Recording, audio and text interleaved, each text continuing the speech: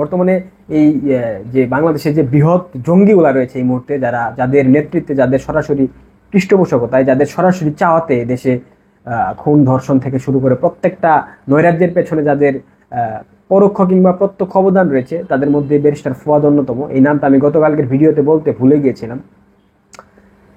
এই যে প্রতিনিয়ত সশস্ত্র সংগ্রামের হুমকি দেওয়া হচ্ছে, সেনাপ্রধানকে তারা এখন বিষ বানিয়েছে, অর্থাৎ সার্বিক পরিস্থিতি দর্শনের পর সেনাপ্রধানের জীবন একটা হুমকির মুখে। যে কোনো সময় সেনাপ্রধানের উপর একটা আক্রমণ হইতে পারে। আমি যতটুকু ইনফরমেশন পেয়েছি সোর্সের মাধ্যমে, সেনাপ্রধান তার নিরাপত্তা অনেকটা বাড়িয়ে দিয়েছেন এবং সেনাবাহিনীর জুনিয়র অফিসাররাও সেনাপ্রধানের বিরুদ্ধে যারা ছিলেন এতদিন কিংবা যারা নিরপেক্ষ অবস্থায় ছিলেন, তারাও সেনাপ্রধানের ডাকে সাড়া দিয়েছেন। ব্যারিস্টার ফুয়াদরা প্রতিনিয়ত দেশের স্বাধীনতা এবং সার্বভৌমত্বকে হুমকির মুখে ফেলছে। আপনারা দেখতে পাচ্ছেন এই যে জঙ্গি উত্থানের পথে বাংলাদেশ, এটা কিন্তু আন্তর্জাতিকভাবে কেউ ভালো চোখে দেখছে না। এর মধ্যে যদি দেশের আভ্যন্তরীণ যারা বিভিন্ন রাজনৈতিক গোষ্ঠীর যারা ব্যক্তিবর্গ, যারা যেমন ব্যারিস্টার ফুয়াদ এবি পার্টির মেবি ভাইস প্রেসিডেন্ট বা কিছু একটা হইতে পারে, তো এরা যখন প্রকাশ্যে সেনাপ্রধানকে ক্যান্টনমেন্টকে উড়িয়ে দেওয়ার হুমকি দেয়, সেনাপ্রধানকে হত্যার হুমকি দেয়, কিংবা বঙ্গভবনে মহামান্য রাষ্ট্রপতিকে বিশ্রী ভাষায় গালমন্দ করে, বিশ্রী ভাষায় তাকে হুমকি ধামকি দেয়, তাকে বঙ্গভবন থেকে তুলে নিয়ে আসার হুমকি দেয়, তখন দেশের স্বাধীনতা কিংবা সার্বভৌমত্ব কতটা হুমকির মধ্যে পড়ে যায় সেটা তো বলার কোনো অবকাশ রাখছে না। আসেন, ব্যারিস্টার ফুয়াদের এই টাকলা ফুয়াদ, যাকে আমি সবসময় জলাতঙ্ক রোগী বলি, একটা ভিডিও বা ফুটেজ ভাইরাল হয়েছে, তো চলেন দেখে নেওয়া যাক। আপনারা দেখতে পাচ্ছেন সেনা প্রধান এক ধরনের নামকা ওয়াস্তের মিটিং করার মধ্য দিয়ে এখন নতুন করে ষড়যন্ত্র করছে কিভাবে প্রেসিডেন্টের অধীনে নতুন করে একটা অন্তর্বর্তীকালীন সরকার করা যায়। ইউনূস সাহেব তার আপনার নিরপেক্ষতা হারিয়ে ফেলেছে। তিনি নতুন রাজনৈতিক দল গঠন করেছে, তার সরাসরি প্রচেষ্টায়, তার সরাসরি চাওয়াতে, তার সরাসরি পৃষ্ঠপোষকতায় জাতীয় নাগরিক পার্টি গঠিত হয়েছে। তো ইউনূস সাহেব যেহেতু তার নিরপেক্ষতা হারিয়ে ফেলেছেন রাজনৈতিক দল গঠনের মাধ্যমে, সেহেতু তার অধীনে নির্বাচন নিরপেক্ষ হবে না।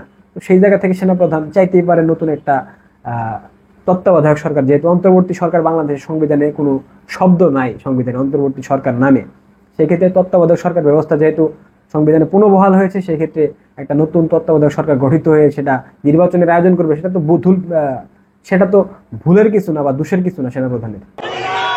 আপনারা জানেন এই প্রেসিডেন্ট হচ্ছে হাসিনার আর একটা গোলাম কুকুর। এক কুকুরের বাচ্চা দিয়ে আর এক কুকুরকে স্বাধীন করা যাবে না। আমরা যখন কুকুরকে দেশ ছাড়া করেছি, কুকুরের বংশ সহ উৎখাত করে দেশ ছাড়া করব। শাহাবুদ্দিন চুপ্পুর মতো কুত্তা দিয়ে যদি দেশ এ স্বাভাবিক না, এর মস্তিষ্কে নিশ্চিত সমস্যা আছে। একজন মাননীয় প্রধানমন্ত্রী শেখ হাসিনা একজন সাবেক প্রধানমন্ত্রী তো, তাই না? তাকে কুকুর বলা এবং বাংলাদেশের রাষ্ট্রপতি, যিনি সাংবিধানিক ক্ষমতা বলে সর্বোচ্চ সম্মানের অধিকারী, তাকে কুকুর বলতেছে প্রকাশ্যে কুকুর বলতেছে ভাই, কিন্তু তাকে কেউ বলার কিছু নাই, তাকে কেউ কিছু বলতেছে না। আমি বাংলাদেশ সেনাবাহিনীকে নিয়ে অনেক অভিযোগ, সেনাবাহিনী হিজড়া, সেনাবাহিনী সোনাবাহিনী, সেনাবাহিনী জলপাই বাহিনী, অনেক কথা বলা হয়েছে, কিন্তু সেনাবাহিনীকে এগুলো দেখতেছে না।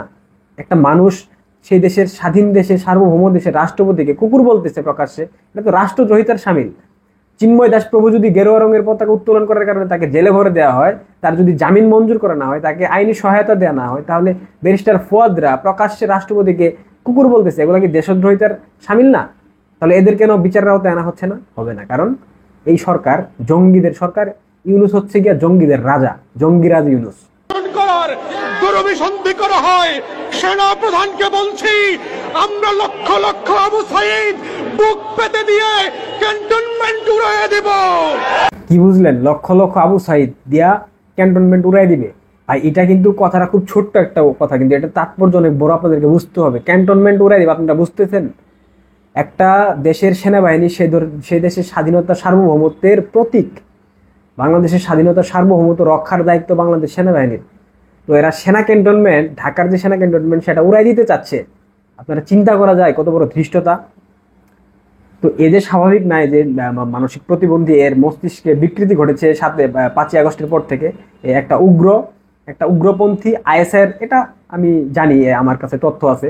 ব্যারিস্টার ফুয়াদ প্রতিনিয়ত পাকিস্তান এম্বাসিতে গিয়ে হাজিরা দেয় এবং আইএসআইয়ের সাথে তার একটা যথেষ্ট ভালো সম্পৃক্ততা রয়েছে এবং আইএসআই তাকে অর্থায়ন করে এ ধরনের হিংসাত্মক, এ ধরনের ধ্বংসাত্মক কথা বলার জন্য।